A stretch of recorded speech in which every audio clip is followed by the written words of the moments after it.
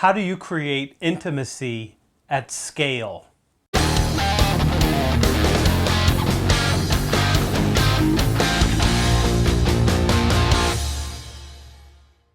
Hi, it's Anthony Iannarino, thesalesblog.com, right here, youtube.com/Iannarino, and author of The Only Sales Guide You'll Ever Need. And I did a presentation today on a concept I call intimacy at scale. And let me do just a little bit of a setup here to give you some idea what this concept is and then how you might think about it. So the world of sales has changed rather dramatically. And in the old days, I mean way old days, like 50,000 years ago, you go to a market, you're going to trade something, you need to know how to close, you need to know how to prospect, and you need to know how to tell a good story. And it would be really good if you were charming and you could develop rapport in a marketplace, because that's going to allow you to sell more or trade more or whatever the case may be. But as time has gone on, selling got more complicated, particularly in the industrial age or modern times, when there was more and more products being created that needed to be sold to people, and you needed more salespeople, and things got more complex for buyers too. So you needed to be able to diagnose their needs, you needed to be able to differentiate your offering, and you need to be able to negotiate to capture some of the value that you create. And that's what's been going on all the way through the 1920s and 30s, all the way up until the turn of the century or the beginning of this digital age. Whatever date you want to put on that doesn't matter. Now we live in a time when it's important to have business acumen, change management skills, and leadership skills, which are the last three chapters in The Only Sales Guide You'll Ever Need. But there's also a set of tools that went along with these things. So in the oldest days of sales, let's just go 50,000 years, 100,000 years, whatever you want to call it. You could call it whatever time when two cavemen decided to trade fish for tiger. I don't know, whatever they did. So as far back as you want to go, you needed to meet with people face to face. That was the primary way to communicate, and you probably have some word of mouth. If you had a reputation for being good at something, maybe people would know. That lasted for most of human history. Only recently, as we've started this upward trend with technology and the cultural changes that we've gone through in the last 400 or 500 years, things changed and the tools got different. So now you had face-to-face visits where you're talking to somebody to trade. You have word of mouth. But then in the last century, you added print, you added radio, you added television. And those things lasted for a long time. But now we have computers and we have the internet. So you've got computers, you've got the web, you've got email, you've got the phone, you've got CRM, you've got apps, you've got the social channels. So we have all these other choices available to us for our use in creating intimacy at scale.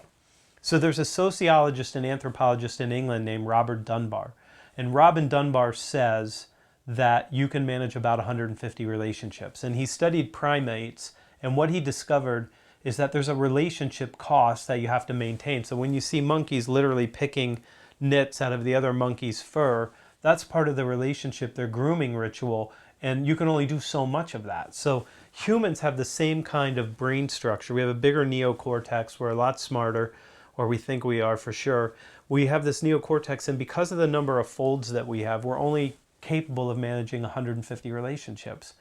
That's a limiting factor for us. Some people are good enough to do 225. But I think that the world has changed, and now we have a device like this. So we have this outboard brain, and it's bigger in some ways than the substrate that we have between our ears. It's not as good as that, but it's really good at remembering. And David Allen, author of GTD, said to me one time, your brain is for thinking, not for remembering things. So this is what we use. We use a tool like I use Evernote. Evernote is designed to remember things.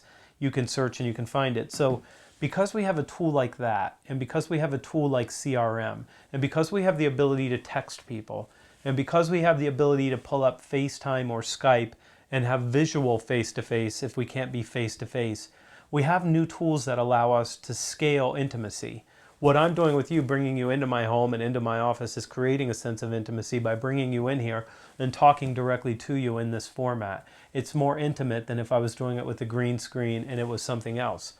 And that's intentional because I want a relationship with you. You're part of my audience and my community, and I want to know you and I want you to know me. We have to find a way as we go through this digital transformation.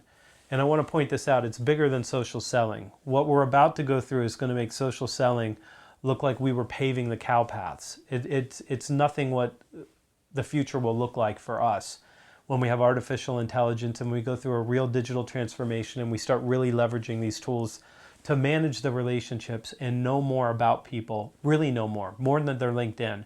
When we know all of their buying patterns and their habits and we know how to better serve them, things are going to change, and we're going to need to continue to work on how do we manage these relationships? How do we improve our ability to create and sustain relationships? And how do we scale up intimacy so that we can manage more relationships?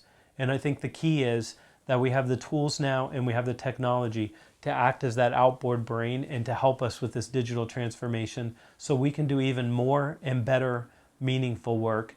And that's what Intimacy at Scale is all about. I'm Anthony Iannarino. Big concept, I know. Hit the subscribe button so you can stay here with me. I'm going to throw a banner at you so you can visit me at the sales blog if you haven't been there. You're going to be accosted by a big banner that's going to ask you to sign up for my newsletter, and we're going to promise to give you 9 video modules on the Model Sales Week, I believe. So do sign up for that. It's my best work every week in your inbox Sunday morning so you can hit the ground running Monday morning.